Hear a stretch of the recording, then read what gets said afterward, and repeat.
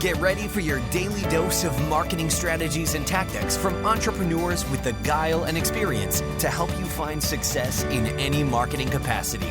You're listening to Marketing School with your instructors, Neil Patel and Eric Su. Welcome to another episode of Marketing School.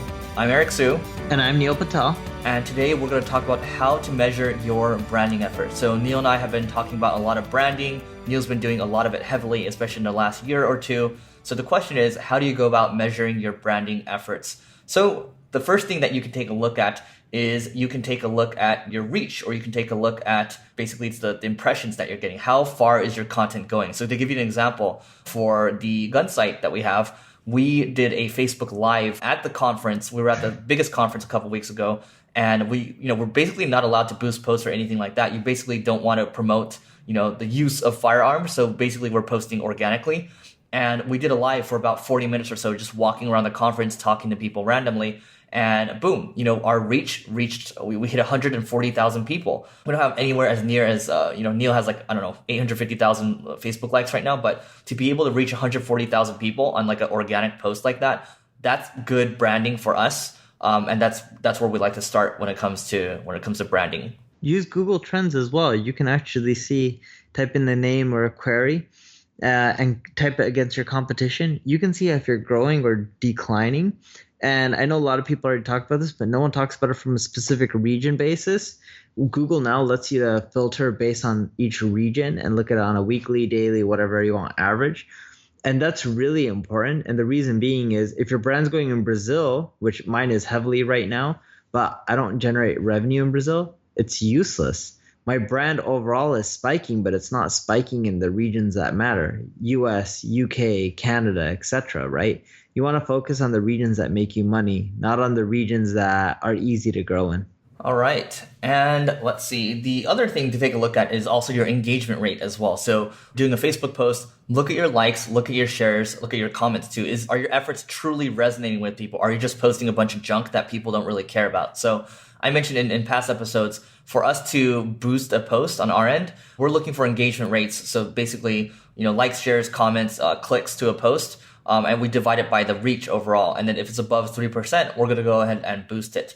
Now, another essay I would recommend reading is Avanash Kaushik. He talks about how to measure kind of your efforts around social media, which is partly branding, right? So Google Avanash applause rate. So applause like clap. So Avanash applause rate, and you should be able to read his essay there. If you can't find it, go ahead and tweet at me. We'll try to get it into the show notes. Another thing with branding is it's all about long-term longevity, right? If you do anything on the short run, you'll see a spike and then it just dies down and people forget you, right? You'll be yesterday's news. So what you need to do is keep pushing hard. And the way I measure it, I know Eric talked about engagement, but the way I measure it is I go to social media, I go to my blogs, and I look at how many tweets, replies I'm getting, how many comments I'm getting, how many messages I'm getting. And I make sure I engage on a daily basis. And daily, when I mean daily, not just like 1 hour out of the day. And if you don't have time, hire someone to do this or get an intern. But every hour, someone should be communicating. It shows that you're on it. It shows that you care. Even on your Facebook fan page, it shows you how quickly you respond. And it gives you like a little highlighted icon if you respond within X amount of hours to most of the messages. So if you do that, you're way better off compared to if you didn't. All right. And let's see. The other thing to take a look at is also your engagement rate as well. So look at if you're doing a Facebook post, look at your likes, look at your shares, look at your comments too.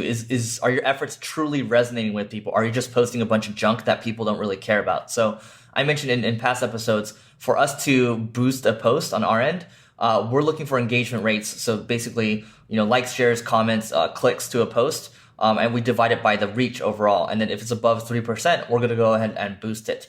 Now, another essay I would recommend reading is from Avanash Kaushik. He talks about how to measure kind of your efforts around social media, which is partly branding, right? So Google Avanash applause rate. So applause like clap. So Avanash applause rate, and you should be able to read his essay there. If you can't find it, go ahead and tweet at me. We'll try to get it into the show notes.